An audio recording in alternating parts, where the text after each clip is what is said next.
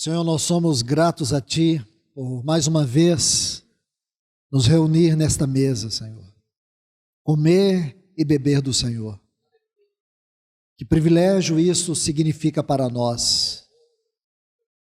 Senhor, um dia Tu colocastes uma mesa e ali estava um homem chamado Judas. O Senhor molhou aquele pão e colocou na boca dele, dizendo para ele, diante de todos ali, que ele era o mais amado naquela noite. Senhor, que amor é este? Judas não recebeu o teu amor. Judas não abraçou o teu amor. Senhor, nós, vis pecadores, nós que nascemos condenados, destinados ao inferno, como filhos da ira, um dia, Senhor, este evangelho puro e simples entrou no nosso coração e nos libertou, quebrou todas as cadeias que nos prendiam. E hoje nós estamos aqui, Senhor, para celebrar o Teu amor por nós, Senhor. É o Teu amor que nós celebramos, não o nosso amor por Ti, é o Teu amor por nós. É o Teu amor que se entregou naquela cruz. Quem poderia nos amar assim, Senhor? Quem poderia dar a sua vida em nosso resgate? Senhor, quem poderia morrer por mim, morrer pelos meus irmãos e as minhas irmãs aqui? Nós não merecíamos aquele amor, nós não merecíamos aquela obra, nós merecíamos estar condenados no inferno eternamente, vivendo aquela agonia do inferno eternamente. Mas o Senhor entrou lá no inferno no nosso lugar, porque o Senhor derramou o teu sangue que ficou lá naquela cruz, como aquele sangue que também ficou nos umbrais daquelas portas, lá na cidade de Gozém, na terra de Gozém, e o anjo da morte não pôde entrar naquelas casas, porque o Senhor venceu o anjo da morte, o Senhor venceu a própria morte, e hoje nós estamos aqui como os redimidos, como aqueles que foram lavados pelo sangue de Cristo Jesus, celebrando, Senhor, esta morte, celebrando aquele sacrifício que o Senhor fez por nós. Recebe o nosso culto nesta manhã, Deus. Recebe a nossa adoração aqui nessa manhã, ó Deus.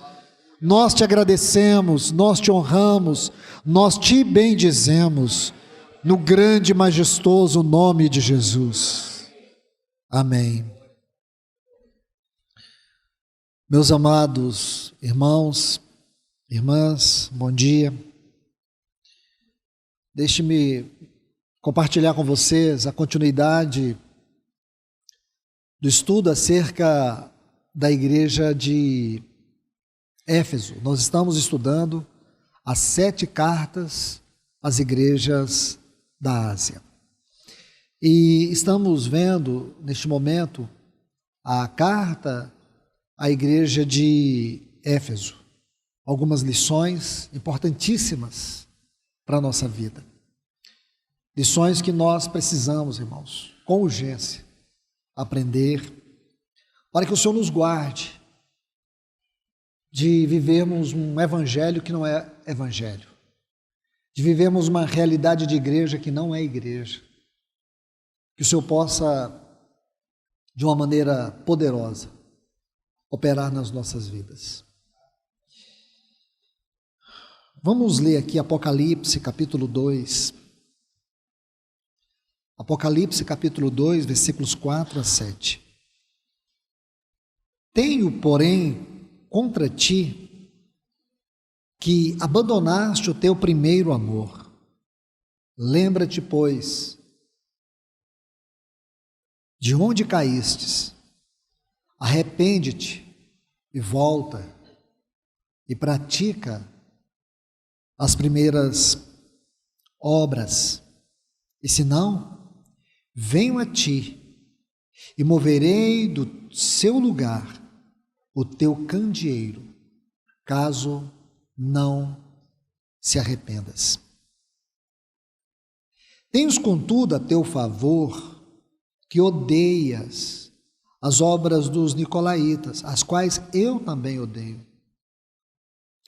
Quem tem ouvidos, ouça o que o Espírito diz às igrejas. Ao vencedor, dar-lhe-ei que se alimente da árvore da vida que se encontra no paraíso de Deus.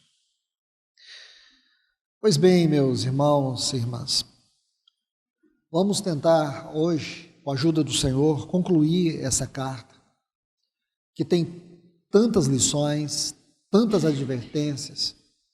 Eu tenho procurado mostrar aos irmãos que nós estamos lendo não é apenas uma carta que tem um sentido histórico, mas profético. E por que profético? É óbvio, ela se encontra em um livro escatológico, que é o livro de Apocalipse. O Senhor não quer nos contar história. O Senhor, Ele toma a história para nos falar de profecias. Quando você olha esta carta do ponto de vista da história, você entende que esta igreja existiu. A igreja de Éfeso existiu. Esta igreja, ela foi uma das igrejas mais importantes dentro da história do povo de Deus. A igreja de Éfeso se tornou o centro da obra, um dos centros da obra naquele tempo. Nos primeiros séculos, essa era uma igreja evangelizadora. E o Senhor aqui, Ele vai ressaltar vários atributos desta igreja. Seu labor, sua perseverança, porque o Senhor conhecia as suas obras. Esta igreja, ela odiava aquilo que o Senhor odiava. Porém, o Senhor coloca algo muito sério aqui. E quando nós nos colocamos no espelho da palavra de Deus, especialmente se tomamos esta carta como um espelho para nós, ora, meus irmãos e irmãs, inevitavelmente nós iremos ver tantas mazelas. Se o Senhor está aqui reprovando esta igreja com tantas virtudes, o que será de nós? O que me constrange é que parece que nós somos uma igreja anestesiada, uma igreja insensível. Nós somos capazes de ouvir Deus falar de maneira tão clara, tão contundente, e nós fingirmos que cremos, fingirmos que é conosco, e depois saímos e vivemos nossa própria vida do nosso jeito e desmerecendo tudo aquilo que o Senhor falou. Interessante que no Novo Testamento, uma das maiores provas do amor prático é o relacionamento que nós temos com a palavra de Deus. Vou citar apenas 2 textos. Evangelho de João, capítulo 14, os versículos 21 e também o 23. No 21 o Senhor diz assim: aquele que tem os meus mandamentos e os guarda, este é o que me ama. Então, como nós podemos definir o nosso amor para com o Senhor?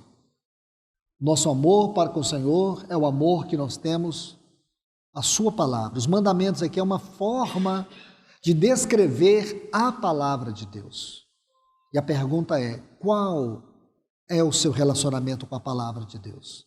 Não é simplesmente o relacionamento devocional, que é importante, ele é significativo.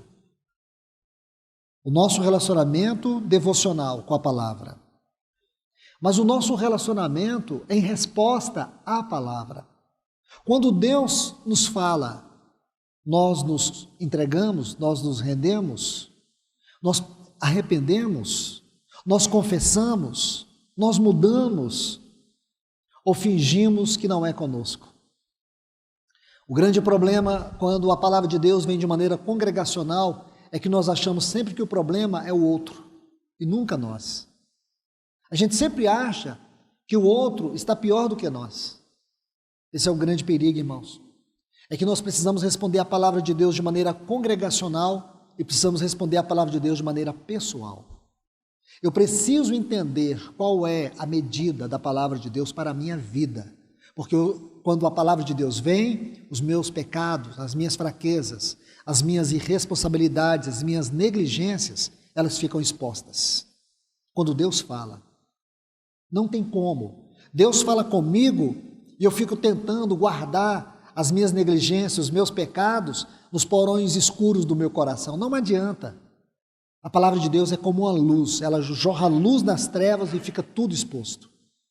E a gente fica corado de vergonha. E só não sente vergonha quem não tem temor a Deus. Uma pessoa que não sente vergonha pelos seus pecados diante da palavra de Deus é porque está morto. O morto não fala, o morto não ouve, o morto não sente. Mas uma pessoa que tem vida, quando a palavra de Deus expõe como luz os porões do seu coração, ela começa a sentir incomodada. E que privilégio, irmãos, que a palavra não vem só para nos condenar. A palavra de Deus hoje ela não está vindo para nos condenar. Ela só vai nos condenar lá no tribunal de Cristo, onde nós podemos perder o reino, não é perder a salvação. Ou então, se você não tem a salvação, ela vai te condenar. Como aquela poeira que Jesus mandou os discípulos sacudir dos seus pés para aquelas aldeias que não os recebessem quando eles fossem pregar o evangelho. Sacuda a poeira do vosso pé, porque essa poeira vai servir para o dia do juízo. A palavra de Deus que está vindo contra nós e sobre nós hoje é uma palavra que cura, é uma palavra que liberta, é uma palavra que restaura, é uma palavra que levanta o caído, é uma palavra que fortalece o fraco, é uma palavra de vida. Esta é a palavra do amor, é a palavra da graça, é a palavra da misericórdia de Deus, é a palavra do pastor que está nos conduzindo, não é do pastor que está nos excluindo, é do pastor que está cuidando de nós. Então é aqui que nós precisamos ver, irmãos. Quando você olha para essa carta como espelho, então nós temos que nos perguntar como igreja, como estão as nossas obras? No dia a dia, os nossos serviços simples, do nosso ponto de vista, é claro, e do ponto de vista de Deus não tem serviço simples. Não é porque uma pessoa recebeu um talento, ela é incompetente. Não é porque a pessoa tem 5 talentos, ela é mais importante. Isso não tem a ver com competência ou importância, tem a ver com responsabilidade. Não é porque uma pessoa recebeu um talento, ela é menos importante ou ela é incapaz. Uma pessoa recebeu um talento, ela é tão responsável como aquele que recebeu 5 talentos. Porque nós temos que olhar muito mais para o caráter de Deus do que para as prerrogativas daquilo que Ele nos confiou. Porque nós respondemos é a Ele que nós respondemos. E é segundo o padrão do caráter dEle que nós vamos ser julgados, as nossas obras. Então, amados irmãos, deixe-me colocar alguns pontos aqui sobre essa carta, nesses textos que nós acabamos de ler. Quero que você observe a palavra abandonastes no versículo 4. Abandonastes. Quando você examina esta palavra, ela tem vários significados, até porque no texto original do Novo Testamento é um termo genérico. Significa colocar de lado, significa deixar de lado, significa dar as costas. Porém, há também um significado particular desta palavra, que é divorciar. Uma pessoa que divorcia da outra. Por isso, o termo seguinte é amor, porque aqui fala de relacionamento. O Senhor diz, abandonasse o primeiro, que é próten, o melhor do teu amor. Aqui está falando de uma vida relacional. Irmãos, podemos sim, como igreja, realizar todo o serviço. As pessoas dizem, como esta igreja é perseverante, como esta igreja tem obras, você está lá no meio, não é? Você está lá no meio. A igreja perseverante, é isso que você vai ver, a igreja aborrece aquilo que Deus aborrece, ela não aceita os nicolaítas. Sabe o que significa nicolaítas? Este termo vem de 2 vocábulos, Nical e Laos. A tradução mais correta desse texto é aqueles que sobrepõem outros, aqueles que se colocam acima. Porque muitas vezes os irmãos gostam dessa palavra liderança. Eu particularmente abomino. Para mim, a única liderança da igreja é a do Espírito Santo. Liderança de homem só serve para roubar a centralidade de Cristo. Quem é o nosso líder aí? O nosso líder é o irmão tal, isso é blasfêmia. Nosso líder é o Espírito Santo. O nosso cabeça é Cristo. Então essa palavra liderança na igreja é muito perigosa. O líder aqui, o líder do louvor, o líder da palavra, o líder da diaconia. Tira essa palavra, nós não precisamos disso. A palavra que mais combina conosco é servo. Servo. Ok? Nosso Senhor disse assim, vocês estão discutindo aí quem é o maior? Vou dizer para vocês quem é o maior. O maior dentre vocês é aquele que serve. Entende? Liderança é a liderança do Espírito. Não adianta a pessoa estar cheia de insígnias, né? O irmão é o líder e não ter vida. Não ter sabedoria do Espírito, não ter discernimento. Sabe o que isso traz? Morte. Morte no meio do povo de Deus. Irmãos, nós somos centenas de igrejas espalhadas pela América do Sul e outros países. E alguém já me perguntou, como vocês lideram isso? A resposta é, nós não lideramos. Mas como que funciona? Eu não sei como funciona, eu só sei que funciona. Mas como que essas igrejas vão surgindo? Eu também não sei, irmãos. Eu não estou interessado nisso, eu não presto relatório. Um dia lá na glória a gente vai ficar sabendo. O importante é se o Senhor está tendo caminho. Não é quantidade. A gente fica preocupado com essas coisas. Eu não estou interessado nisso. Eu não tenho meu nome vinculado a grupo nenhum. Os irmãos em cada localidade servem ao Senhor, lá tem os anciãos, e eles servem ao Senhor lá. Nós não temos filiais, nós não temos um irmão que domina sobre tudo. O Espírito Santo é Ele que está operando, porque Ele está realizando essa obra para a glória de Cristo. Então a igreja de Éfeso abominava aquilo que Deus abominava. Então aqui diz que Deus abomina toda forma de supremacia humana sobre o seu povo. São os nicolaítas. E tem muita gente que gosta de ser nicolaíta.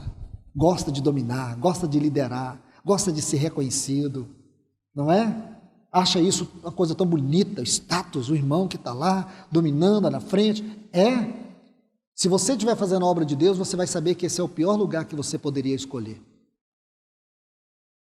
Você muitas vezes vai estar sozinho com Deus e dizer, Senhor, por que eu?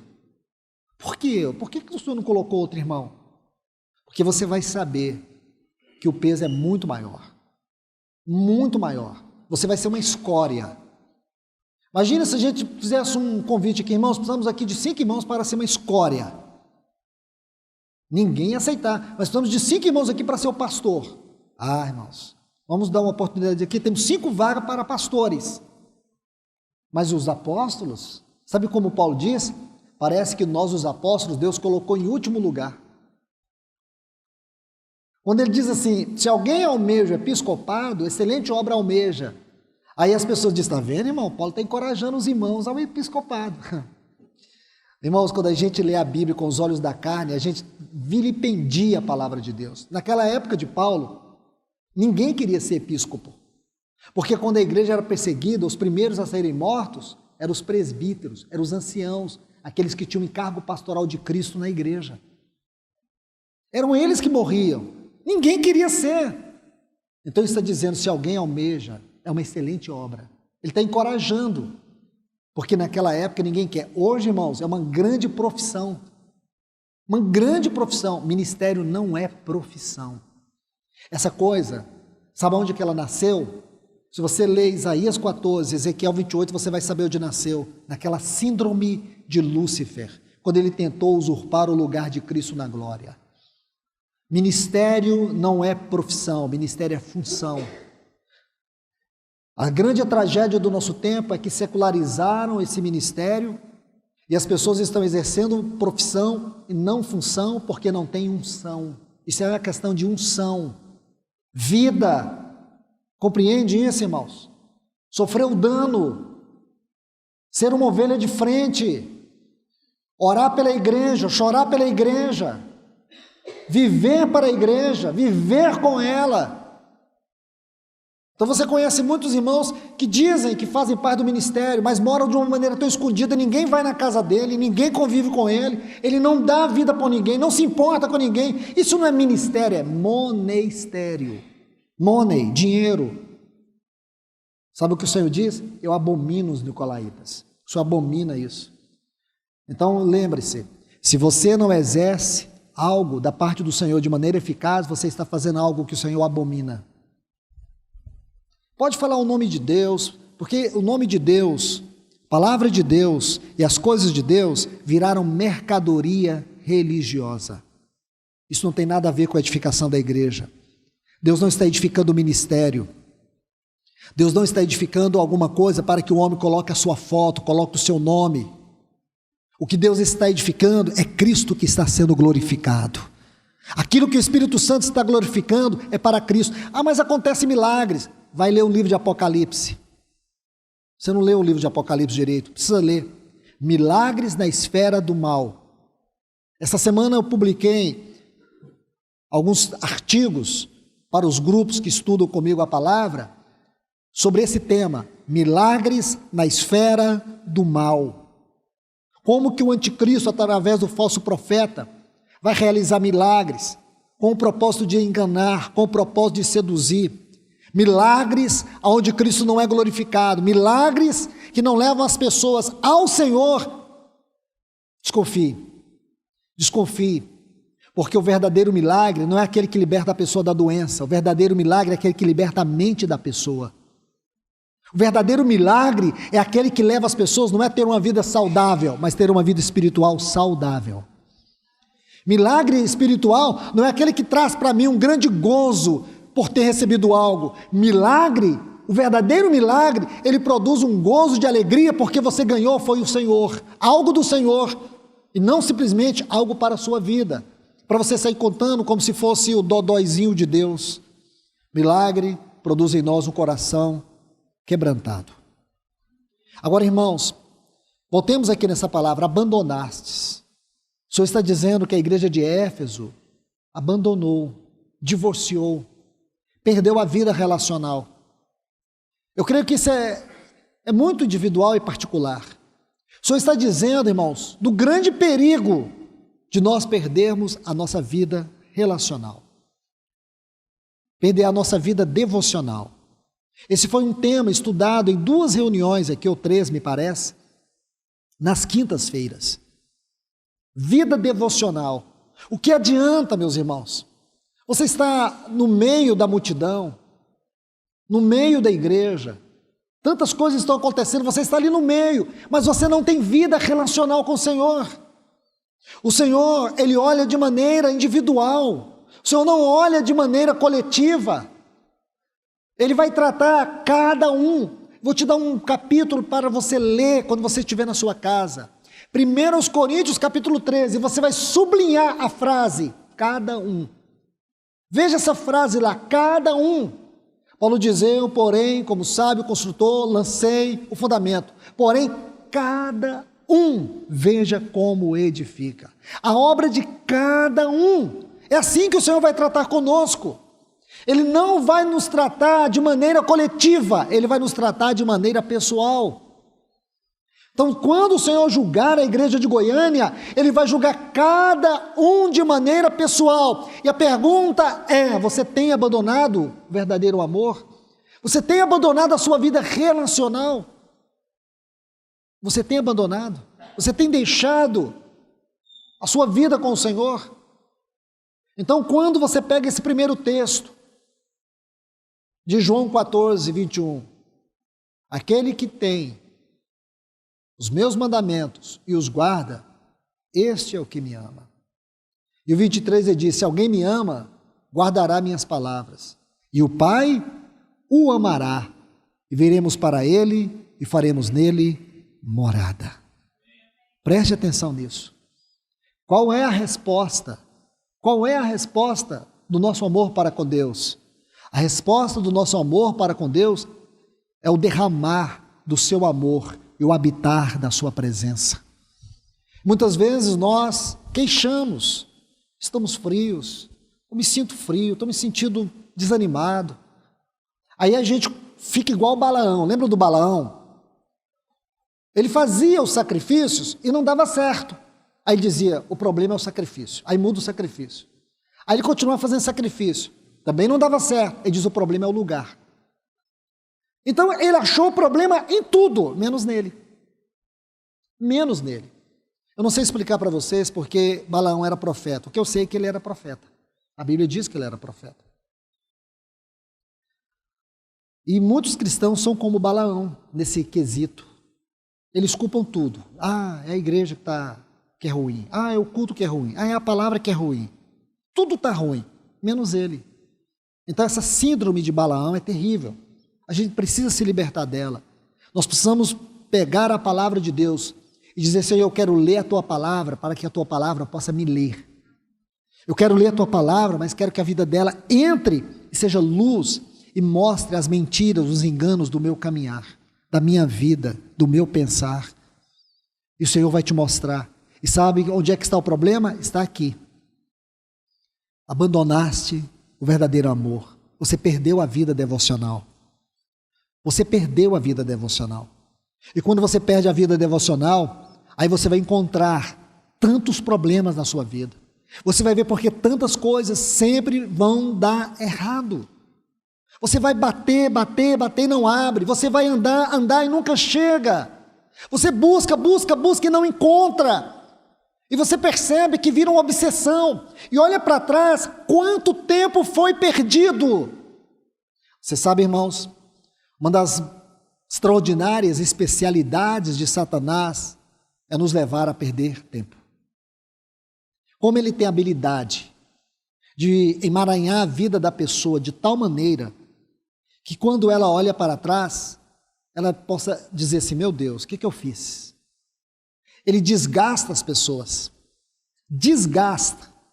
A pessoa fica desgastada porque ela anda, não chega. Ela faz, mas não obtém. Ela busca e não encontra. E aí você vê tantos anos perdidos, tanto tempo perdido. Aí o Senhor diz assim, lá no capítulo 10, naquele episódio de Marta e Maria, o Senhor diz assim para Marta, Marta, uma só coisa. Uma só coisa. Era uma única coisa que poderia fazer toda a diferença para Marta. E Marta estava fazendo muitas coisas e o Senhor não estava agradando daquilo. E sabe qual era a única coisa que o Senhor cita ali? Aquilo que Maria fez. Ele diz, Maria escolheu a boa parte. Isso não lhe será tirada. O que o Senhor nunca vai tirar de nós, irmãos? A vida devocional. Porque a vida devocional é o prazer de Cristo na nossa vida. A gente pensa assim, nossa, a vida devocional me faz tanto bem. Você deveria ver que a sua vida devocional faz um bem enorme a Cristo. Ele tem prazer na nossa vida devocional. E é isso que ele está apontando aqui. Abandonastes. Vamos avançar. Versículo 5 diz, lembra-te, pois, de onde caístes, arrepende-te e volta à prática das primeiras obras. Meus irmãos, nós não temos como estudar esse assunto se não for olhando para o livro de Atos de maneira mais microscópica. Só aqui nós vamos entender o que significa essa frase, primeiras obras. O que nós sabemos é que, do ponto de vista natural, a igreja de Éfeso ela foi aprovada. O problema de Éfeso eram as questões relacionais, as questões espirituais. O problema era o fundamento. Imagina se de repente nós descobríssemos, irmãos, que todo o fundamento desse prédio está fissurado. Imagine se de repente nós descobríssemos isso. Significa, esse prédio está a ponto de cair a qualquer momento. Quem ficaria aqui? Ninguém. Nós nem entraríamos aqui. É isso que aconteceu com a igreja de Éfeso. O fundamento estava destruído. Porque o fundamento de todo o nosso serviço começa com o nosso relacionamento com Deus. Uma pessoa que não tem vida devocional com Deus, significa que tudo aquilo que ela faz está na força da sua carne. não na sua vida de consagração. Não existe consagração sem vida devocional. E a força espiritual do cristão está na sua consagração, na sua vida devocional. Quando você perde a vida devocional, você perde a força espiritual. Você pode até falar alto do poder de Deus, você pode até gritar no nome de Jesus. Sabe o que representa você gritar no nome de Jesus? Nada. Mas quando você tem consagração, vida devocional, se você sussurrar esse nome, isso é suficiente para fazer com que haja um terremoto no inferno. Porque Satanás treme. Ele não treme, irmãos, por causa da nossa força. Ele treme por causa da nossa consagração, porque a nossa força está na nossa consagração. Então, meus irmãos e irmãs, aí o Senhor diz, volta e pratica as primeiras obras. Então nós precisamos estudar o livro de Atos. E lá no livro de Atos tem um resumo. No capítulo 2, versículos 42 a 47, você vai ver todo o resumo do que eram as primeiras obras. Ali descreve que a igreja perseverava na doutrina dos apóstolos, na comunhão, no partir do pão, nas orações. Em cada alma havia temor. E o Senhor, como resultado, como consequência disso, operava grandes milagres por meio dos apóstolos. Que coisa linda, irmãos. Como foi possível isso? As primeiras obras da igreja. Então o Senhor nos mostra aqui, irmãos, 4 pilares da vida prática da igreja. Doutrina dos apóstolos. O que era a doutrina dos apóstolos? A palavra doutrina é ensino. O ensino. E qual era o ensino dos apóstolos? O ensino dos apóstolos era tudo aquilo que Cristo havia dado através da sua palavra, seus ensinos. Atos 5,42 diz assim, não cessavam de ensinar e de pregar que Jesus era o Cristo. O ensino, a doutrina dos apóstolos era Cristo, o Verbo de Deus, era a vida e a pessoa de Cristo. Toda a sua vida, toda a sua pessoa, toda a sua obra constituiu o conteúdo daquilo que nós sabemos ou conhecemos como Evangelho. Era isso que eles pregavam, irmãos. Não tinha teoria, não tinha blá blá blá, não tinha historinha, não tinha piada. Sabe o que tinha? Um evangelho vivo e poderoso. Esse evangelho, quando Pedro pregou, aqui mesmo no capítulo 2 do livro de Atos, você vai ver que ele vai falar sobre Cristo, ele vai dar 7 temas acerca da pessoa de Cristo. Quando Pedro termina de pregar Cristo, no capítulo 2, o versículo 37 diz assim, compungiu-se-lhes os corações. Sabe o que significa a palavra compungiu-se-lhes? Transpassar. Eles sentiram como que transpassados por uma espada inflamada. Que espada inflamada é esta, irmãos? Era Cristo, o Verbo de Deus, a palavra viva e eficaz. Esta palavra entrou e as pessoas ficaram todas desarmadas. Irmãos, nós carecemos urgentemente que o Senhor restaure a vida, o poder do seu evangelho na sua igreja. O mundo está aí perdido, irmãos. O mundo está indo para o inferno e nós só somos espectadores dessa tragédia eterna. Não, irmãos, em nome de Jesus, não. Peça ao Senhor, revista-me da tua autoridade, revista-me do teu poder, revista-me da tua capacidade, para que eu possa pregar a cada pessoa o teu evangelho, para que na rua aonde eu moro, no andar aonde eu moro, no prédio aonde eu moro, eu possa ser um instrumento, um instrumento de Deus para quebrar todas as cadeias que prendem as pessoas. Irmãos, nós não podemos negligenciar isso. Nós não temos pregado o evangelho. E por que não temos pregado? Vou dizer. A percepção que tem, irmãos, é que não temos pregado o evangelho é porque ele não é vida e não é poder em nós. Como que eu vou dar o que eu não tenho? Como que eu vou pregar o que eu não tenho? Ah, mas eu tenho conhecimento, eu conheço João 3,16. Não estou falando de conhecimento, estou falando de vida e poder.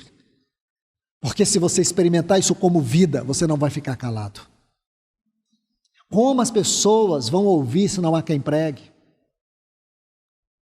O Senhor está chamando a igreja nesta hora, para que nós levantemos dos nossos lugares, do nosso conforto, do sofá, de frente da televisão, lugares onde nós perdemos boa parte do nosso tempo, e vamos ajoelhar e orar pelos moradores da nossa rua, pelos moradores do prédio, do trabalho, aonde quer que você esteja.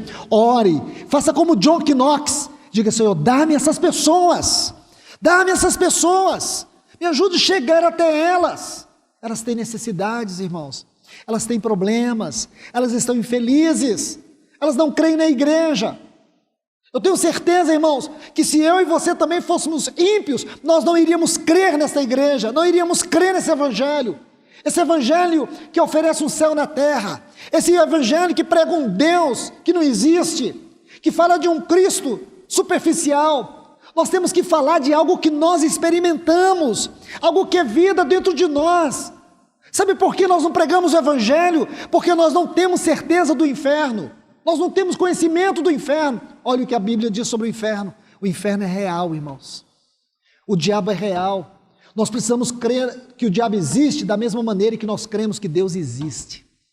Nós temos que crer que o inferno existe da mesma maneira que cremos que o céu existe. E se você sabe que o inferno existe, você não gostaria que ninguém fosse para lá, irmãos.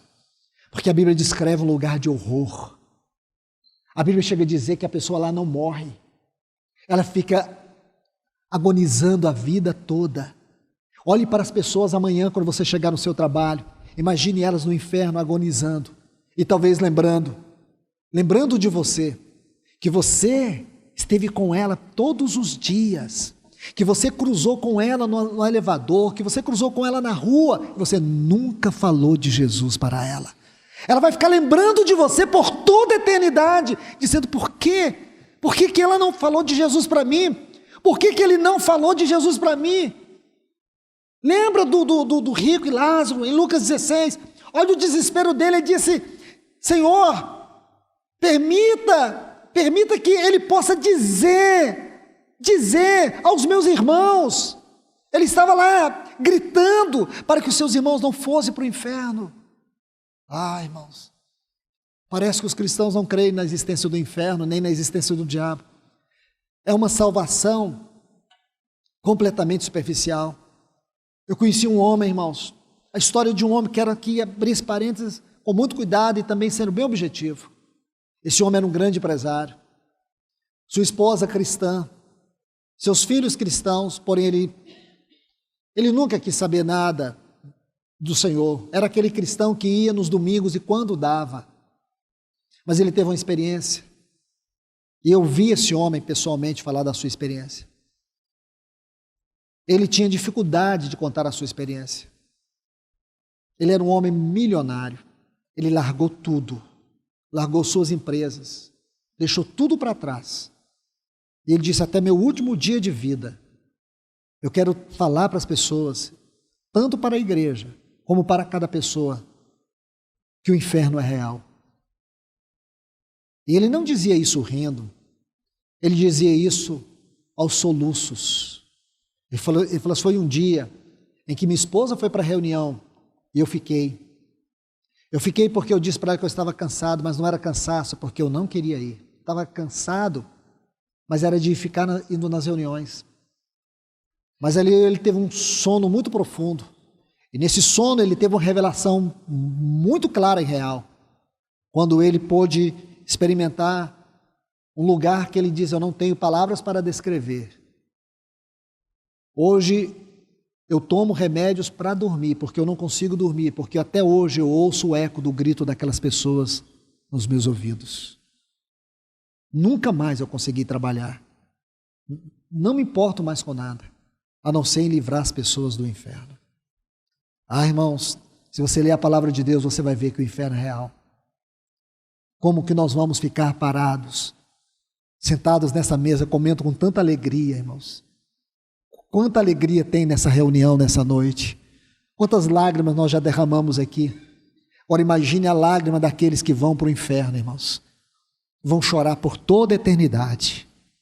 E nós vamos ficar lá na glória, vivendo no paraíso de Deus. E as pessoas que vão para o inferno, especialmente aquelas que estão à nossa volta, e que você nunca falou de Jesus para ela. Nunca.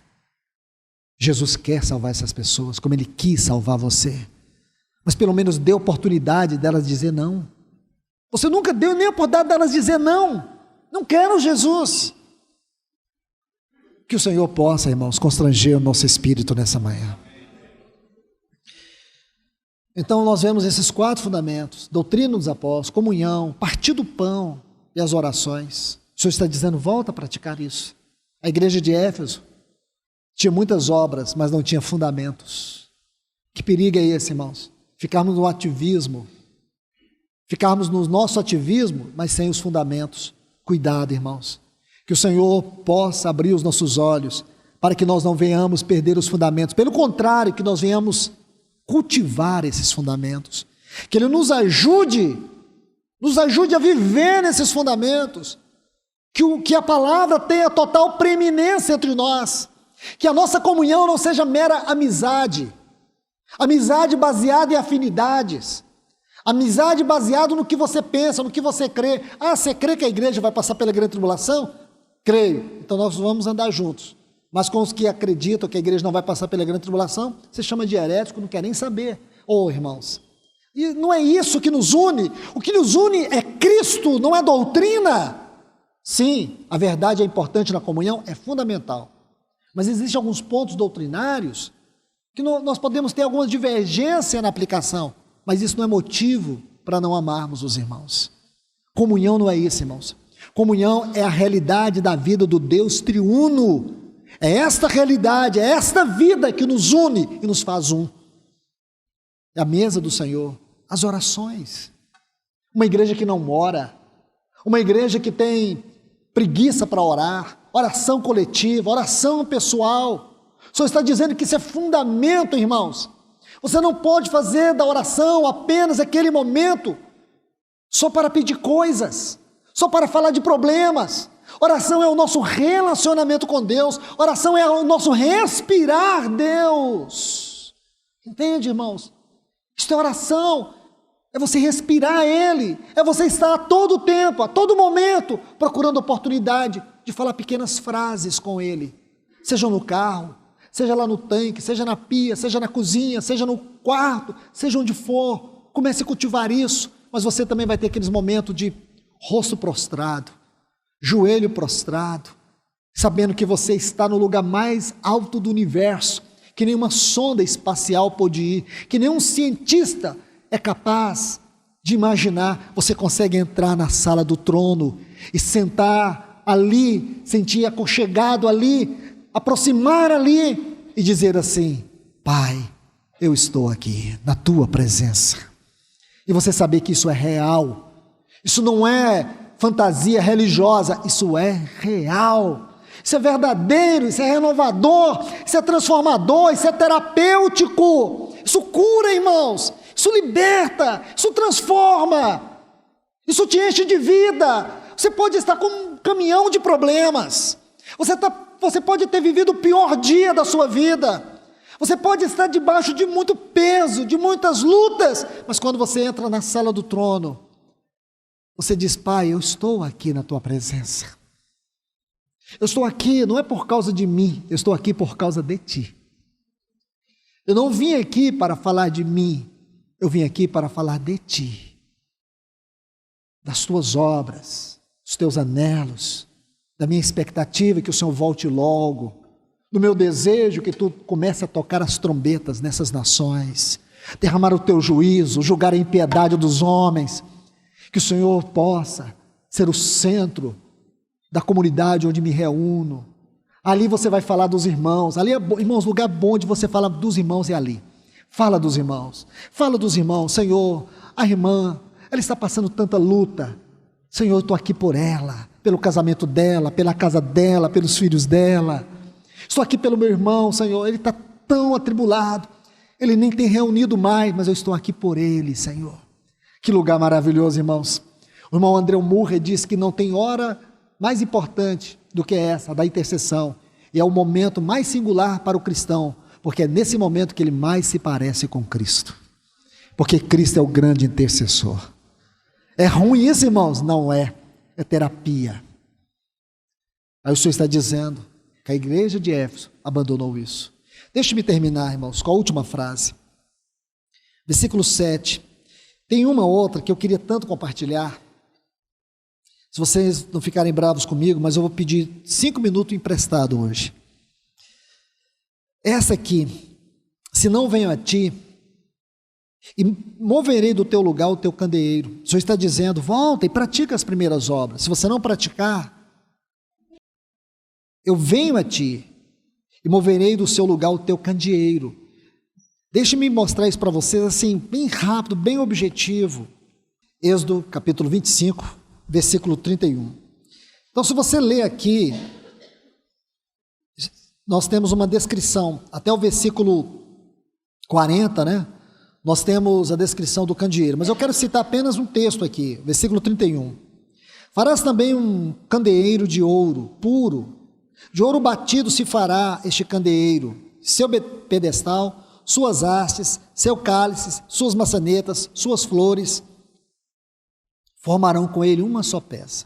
Só isso aqui já é suficiente para nós meditarmos sobre o que significa que o Senhor removeu o candeeiro.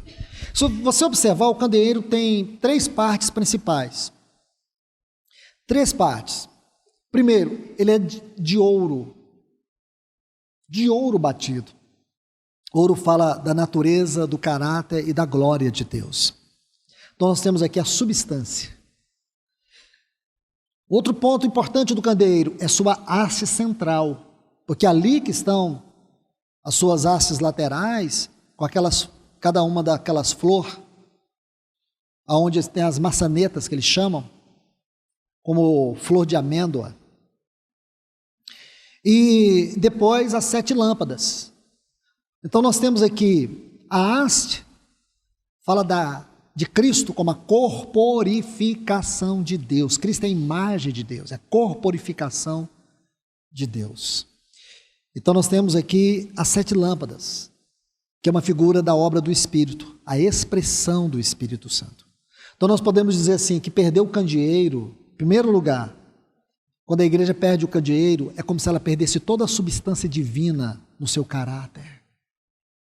Perder o candeeiro é perder a corporificação, a expressão, a formação de Cristo nela. Perder o candeeiro é perder a expressão da vida do Espírito Santo. Aí nós podemos, irmãos, ser tudo, menos a igreja. Podemos até ter nome de igreja, como a igreja de Sardes, nome de que vive, mas está morto. Podemos até colocar o melhor nome ali, vamos colocar assim, a igreja da plenitude do poder da glória de Deus no universo. Nossa, meu Deus, quem passa ali sente até arrepio. Quem passa ali na porta vê a igreja, a plenitude da glória do poder de Deus no universo, sente calafrio. Que igreja é essa? Né? A igreja dos querubins exaltados do trono da glória de Deus, da majestade celestial. Meu Deus, que nome! Que é isso, irmãos? O que isso vai produzir? Aí o Espírito Santo está longe disso. Longe disso. Uma vez eu passei numa porta do lugar, desse tamanhozinho, irmãos, se o sol entrasse, apertava, ninguém entrava. Estava assim, Igreja do Poder Mundial de Deus no Universo, sede universal. Pensei, meu Deus, como é que deve ser a sede local? Deve ser uma casa de formiga. Isso é megalomania, irmãos. Para mim isso é megalomania, uma portinhola. Eu pensei, quem cabe aí dentro? Quem entra aí dentro? Mas o nome é de causar calafrios. Eu fiquei pensando comigo, se essa é a sede mundial e universal, eles devem ter alguma congregação em Marte, em algum outro planeta. Não cabe mais na mente do homem aquilo que Satanás tanto usurpou, ser maior do que Cristo. Sede universal. Falei, deve ter alguma congregação na Lua, em Júpiter e algumas no Sol. Não tem base, irmãos. Satanás, ele está tripudiando. Acho que Satanás coloca nariz de palhaço, aquela pezão de palhaço, e fica tripudiando, e o povo dando glória. Glória para quem, irmãos? Isso não é igreja. Isso não é igreja. Aqui está uma prova da igreja. Para que a igreja seja igreja diante de Deus, ela tem que ter a substância do caráter divino nela. Ela tem que ter a corporificação, a imagem de Cristo sendo formada nela. Para que a igreja seja igreja, ela tem que ter a expressão da obra do Espírito nela. Isso não é de causar calafrio, isso causa calafrio, irmãos. Isso me causa calafrio. Isso me causa pânico.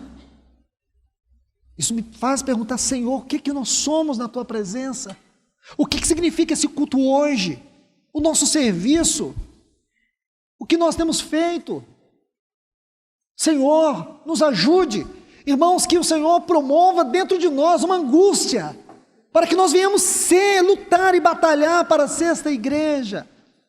Com humildade nós dizer, Senhor, onde Éfeso fracassou, nós não queremos fracassar, Senhor. Nós queremos ter um relacionamento verdadeiro com o Senhor. Queremos ter um relacionamento puro com o Senhor, não de maneira coletiva, mas cada um de maneira pessoal. Isso vai fazer diferença na sua vida, vai fazer diferença no seu casamento. Isso vai fazer diferença em tudo, irmãos. Você pode estar perdendo algumas batalhas. Você pode dizer assim, Senhor, eu sinto que eu estou perdendo algumas batalhas. Mas se você tem uma vida devocional, saiba que no final o Senhor vence.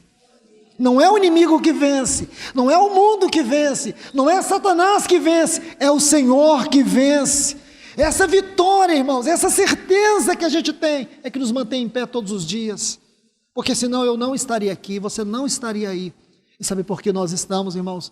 A nossa fé nos levanta todos os dias e nos faz olhar para o Senhor. Então eu não vou falar nada mais do candeeiro, só isso. E por último, irmãos, essa promessa que tem aqui, da árvore da vida. Da árvore da vida. Ele diz assim, quem tem ouvidos ouça.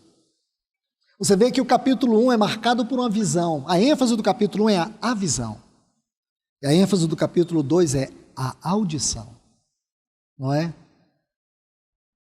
Então veja, e diz, quem tem ouvidos ouça o que o Espírito diz às igrejas. Ao vencedor, dar-lhe-ei que se alimente da árvore da vida que se encontra no paraíso. Que árvore é essa, irmãos? Então se você for lá no capítulo 22 de Apocalipse, tem lá uma linda exposição dessa árvore. Mas nós vamos tentar entender essa árvore aqui em Gênesis, porque ela está aqui em Gênesis. Curioso que ela está no primeiro e no último capítulo da Bíblia. Não é glorioso isso, irmãos? Ela está no primeiro, ela está no último. E isso mostra, irmãos, o que era aquele paraíso onde Adão pecou. Isso nos mostra o que foi que Adão perdeu quando ele pecou. Aqui no capítulo 3, Gênesis capítulo 3, versículos 22 e 23. Então disse o Senhor Deus, eis que o homem se tornou como um de nós. Como um de nós em que sentido? Conhecedor do bem e do mal. Assim que não estenda a mão e tome também da árvore da vida e coma e viva eternamente. O Senhor Deus, por isso, o lançou fora do jardim, a fim de lavrar a terra de que fora tomado. Você viu algo especial aqui no versículo 22? Com certeza viu. Para que não coma e viva eternamente. Então sabe o que está dizendo aqui, irmãos? Que comer da árvore da vida é participar da vida eterna. O que nos leva a participar da eternidade com Deus é o privilégio de comer da árvore da vida. O Senhor está dizendo, há o que vencer. Mas o que é vencer aqui na igreja de Éfeso? O que significa vencer na igreja de Éfeso? Vencer na igreja de Éfeso significa ter um relacionamento correto com o Senhor. Ela abandonou o verdadeiro amor. Então, em primeiro lugar, tem um relacionamento com o Senhor. Tem uma vida devocional com o Senhor, uma vida de amor. Segundo, volta e pratica, é ter a prática das primeiras obras. Se nós tivermos a prática das primeiras obras, a preeminência da palavra, a comunhão, a mesa do Senhor e a vida de oração, seja pessoal, seja congregacional, então nós vamos vencer. Não são muitas coisas, irmãos. Aqui você vai ver, poucas coisas nos tornará um vencedor. Um vencedor que vai poder comer eternamente da árvore da vida. E nós sabemos que essa árvore é simplesmente uma figura do nosso Senhor Jesus, porque ele diz, quem de mim se alimenta, por mim viverá. Então nós vemos isso, irmãos, essa grande figura Que Deus possa nos abençoar e continuar falando aos nossos corações. Pai, nós te louvamos e te agradecemos. Te bendizemos mais uma vez, Senhor, pelo privilégio de nos reunirmos debaixo do teu nome. Senhor, que mais uma vez a tua palavra se derrame sobre os nossos corações. Que mais uma vez essa palavra revele Cristo para nós. Que mais uma vez essa palavra possa nos inundar da vida de Cristo, do seu poder, da sua graça, daquilo que nós precisamos para a nossa vida hoje. O Senhor conhece a nossa necessidade hoje, o Senhor conhece a nossa carência. Então por isso, ó Deus, que essa palavra venha suprir as necessidades que nós temos, Senhor, tanto de maneira pessoal como também congregacional. Nos abençoe pelo teu falar, no grande nome de Jesus. Amém.